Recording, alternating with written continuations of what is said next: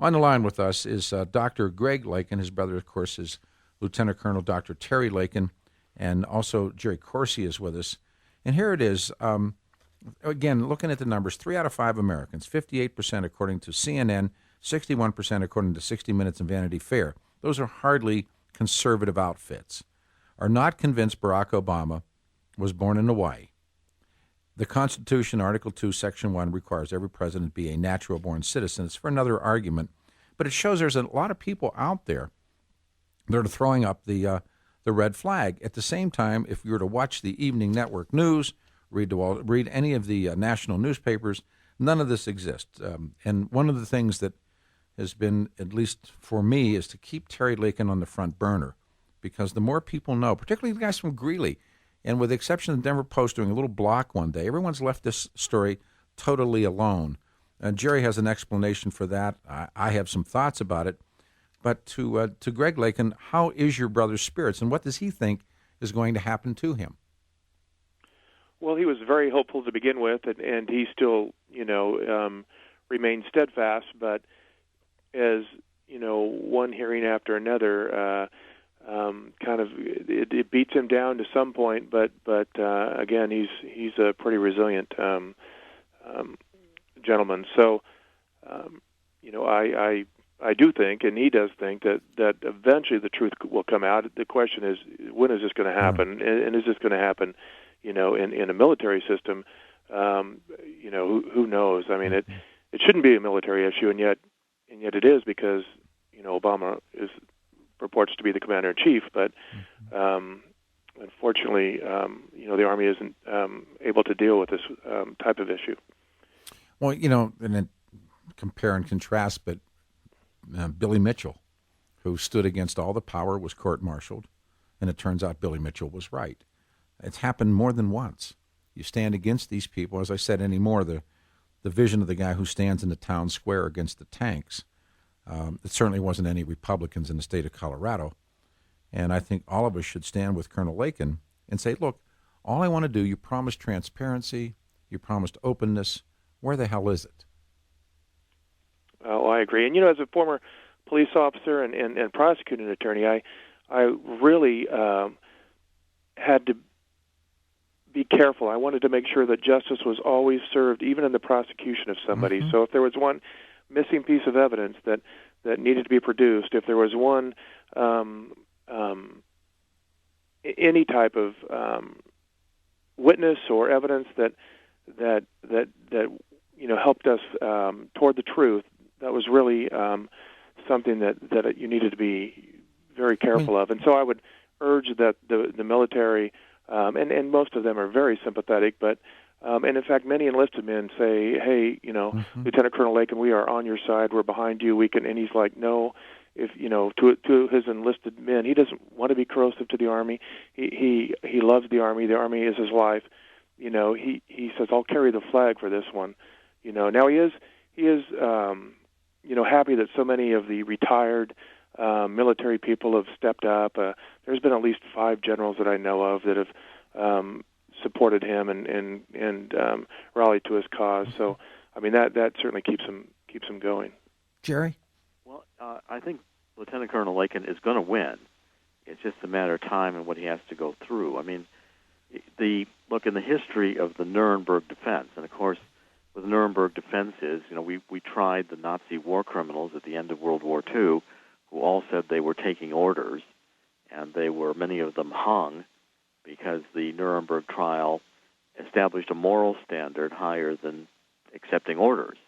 In other words, you can't commit war crimes, you can't do things that are illegal, and Lieutenant Colonel Lakin is raising an issue of the eligibility of Barack Obama to be Commander-in-Chief and to give orders deploying troops into combat zones. That's a legitimate question. And I think, a wide range of military, top respected military personnel would have to acknowledge the validity of a Nuremberg challenge today.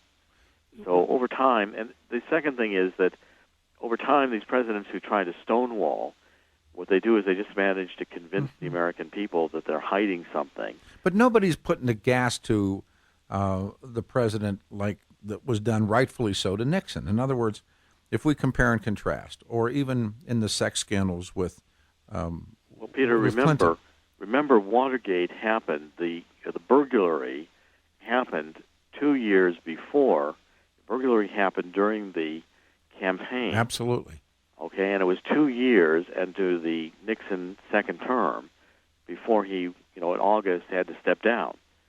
So 2 years is not long for one of these controversies to develop. It looks like it's taking a long time while it's going on. But I'm telling you right now, I think that within the next 6 months, the issue of eligibility is going to be very much more in the front burner. And as you've got today, today there's an increasing percentage, the polls are showing, you're going to get to 50% of the people wanting to see President Obama's birth credentials. And when that happens, the issue breaks loose. Again, we come back to this moment. It isn't just the birth certificate. It's a lot of documents, a lot of birth records. We don't have. The truth is, President Obama has suppressed the vast majority of records about his background, and as I've demonstrated, told lies about his official nativity story in books like Dreams from My Father. Now, I think a threshold will come when I publish the book in April. Mm-hmm. I've just written it. I know what's in it. And I don't think it's going to be able to be dismissed. The American people are just going to... I've written, when I wrote Unfit for Command or The Abomination, I knew I was headed into a huge fight, and this will be another fight. But when the American people see it, they're going to not be able to... They're going to say, explain this, Mr. President. Mm-hmm. Now, back to Dr. Greg Lakin, there's been so many disproofs, if that's a word, of the official that's been dubbed the nativity story of Barack Obama, including up to about 18 months ago addressing the school children of America. Maybe it was less time than that, when he said to one of these young kids, he said, "I know what it's like not to have a father. I was 2 years old when my father left." Now, because of great work by guys like Jerry and others, we know that's not true. That when he was sometime under 2 weeks of age, his mother, Stanley Ann Dunham, took off to to Washington State, returning to Seattle, enrolling in school.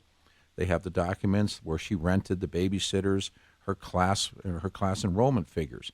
But he was able to still say that.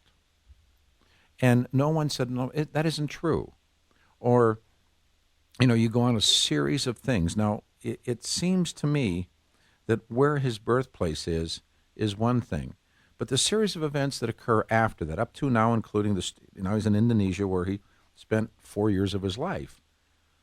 Did he parley all of that when he reaches his majority? Does he use that? Does he claim to be Indonesian? Does he claim to be a Muslim to get good deals in school, to further a career? I mean, for a guy to leave a pretty mediocre school in L.A. and get himself into Columbia at the end of his sophomore year. Now, I'm no academician, and I certainly was never an Ivy League guy or anything remotely close to that. But I'm told by others that that's a virtual impossibility. How he was able to do that is incredible. And was he able to parley that? Did he use that as a key to the door to get himself what he needed and what he wanted? And so then they generate this life story that has been disproven so many times on so many places. And no one is willing, as they were to Nixon, to go back and look for the truth.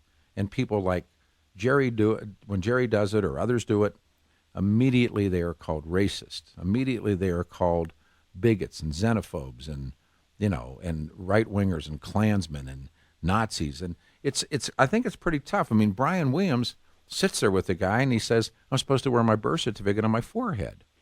And Brian Williams never has a follow-up question. Right. I mean, what was interesting with my brother is... Let me do this. I'm being told to break for traffic. I apologize. We're coming right back, everyone. 630 KHOW, trafficker Susan.